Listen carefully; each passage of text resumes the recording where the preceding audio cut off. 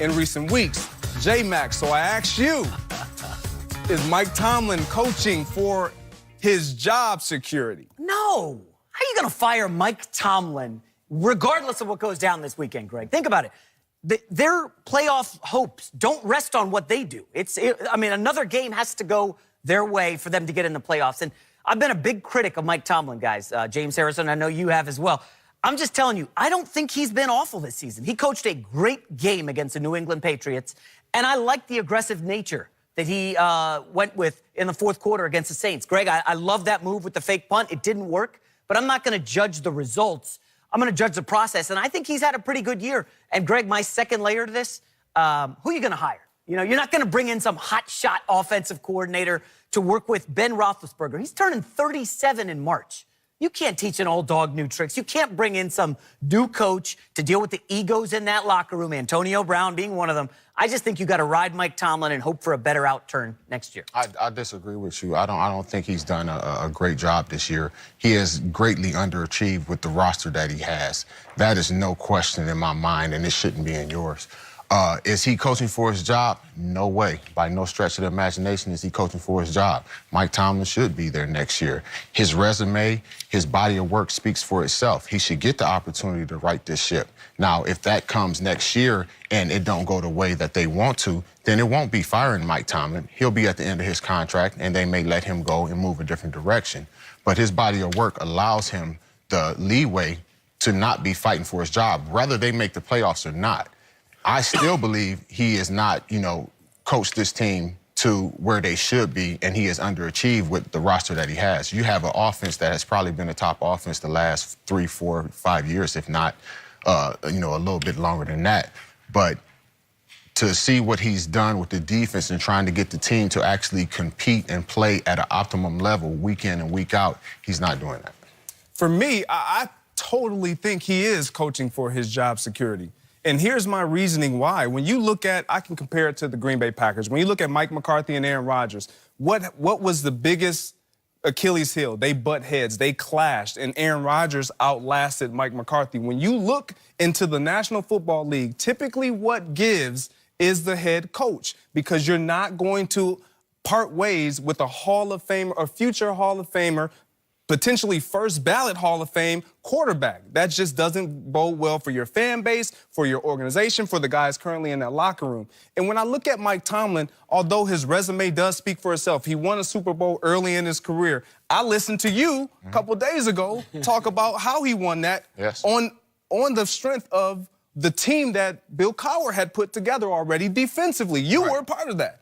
And for me, I just don't see him having enough stacked success in the playoffs to where you continue to allow him to right the ship. I totally agree. He has an opportunity to right the ship, and his opportunity is now. I think I'm going to piggyback off of your point. I think he does have to right the ship this offseason.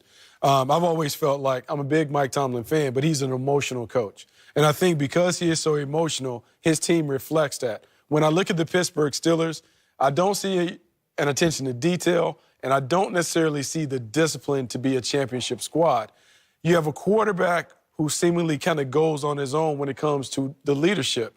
I just worry about his ability to take all of those egos and to get them on the same page. And this year, more than ever, I feel like the team is fractured, and he's going to have to do a lot of work in the offseason to put the pieces back together. I don't know. Boy, I'm rattled by what James Harrison said. So you're telling me, James, that it's a situation where you want to bring him back, but you don't think he's done a good job this season? I mean, again, we lost. Everybody has a bad year. Everybody has a bad game.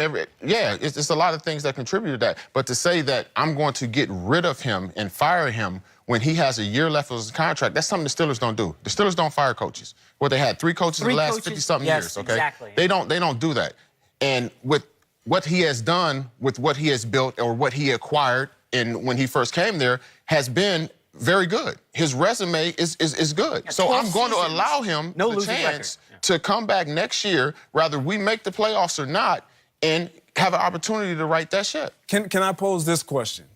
Is his relationship with Big Ben repairable? I don't really think the relationship is damaged, to be honest with you. I think last year the issue with how him and the offensive coordinator got along. Is there tension?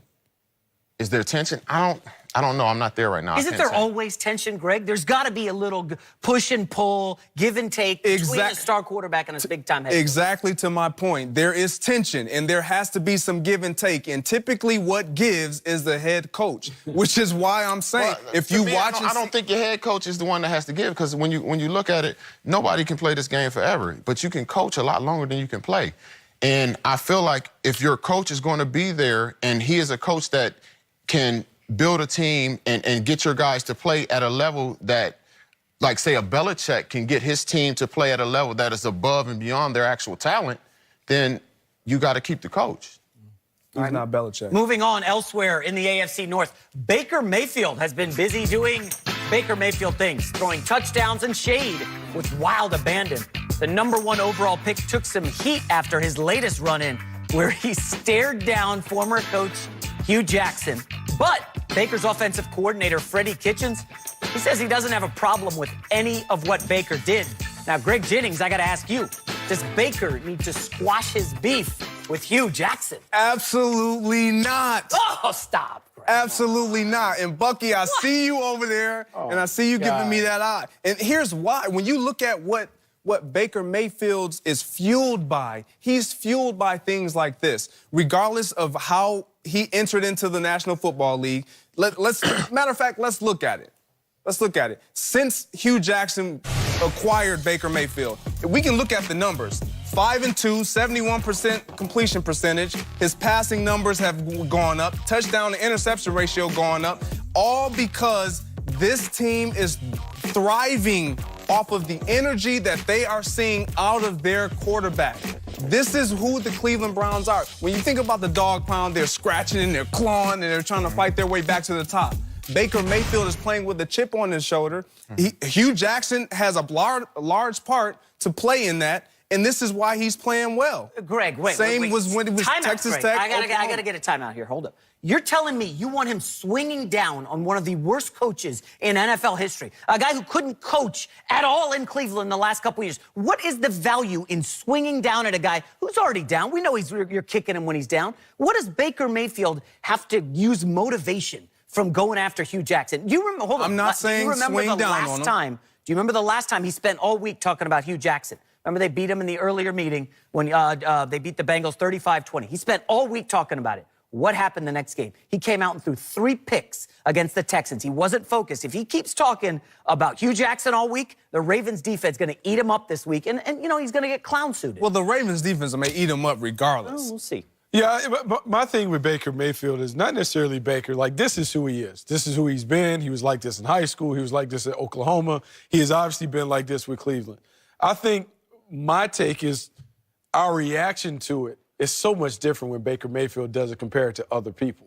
And so I just wanted to be a situation where if quarterbacks can act out and show out and talk and do all those things, I just don't want to hear the conversation when others have it. Last year at this same time, we had a huge conversation about Cam Newton barking at Ron Rivera. True. We've seen other quarterbacks bark at guys, and they're taking the task. I just wanted, like, look, if everyone wants to rally behind the underdog Baker Mayfield, cool. Let's just make it where all players can have their personalities and be colorful and do what they do as long as they're real and authentic.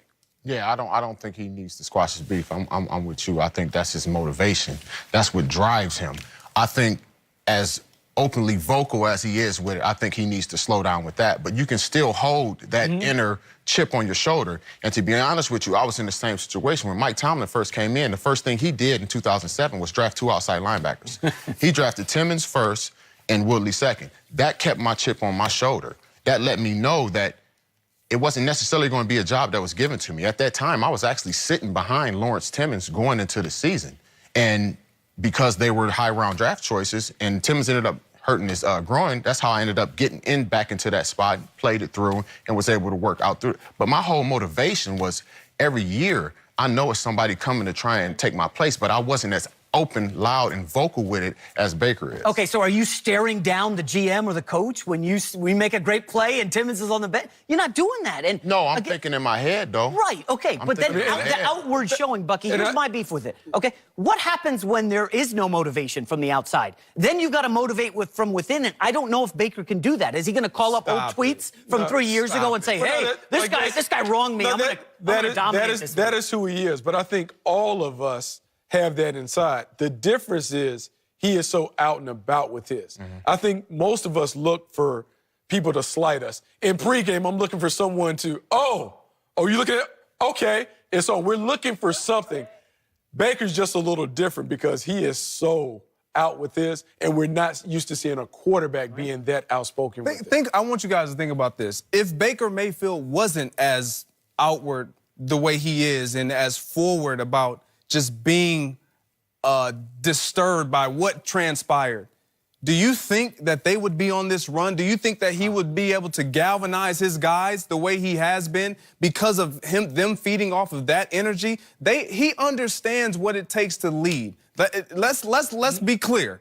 We may not agree with the way he chooses to lead or the things that he does as far as what it looks like, but it works. And it has equated to wins instead of losses when you're talking about the Cleveland Browns. We're talking about the Cleveland Browns. They have 5 wins, 2 losses since the departure of Hugh Jackson. And a lot has to do with the way Baker Mayfield is I will agree. Baker's changed the culture in Cleveland. He's totally turned it around. I think he's the Rookie of the Year. He's been great.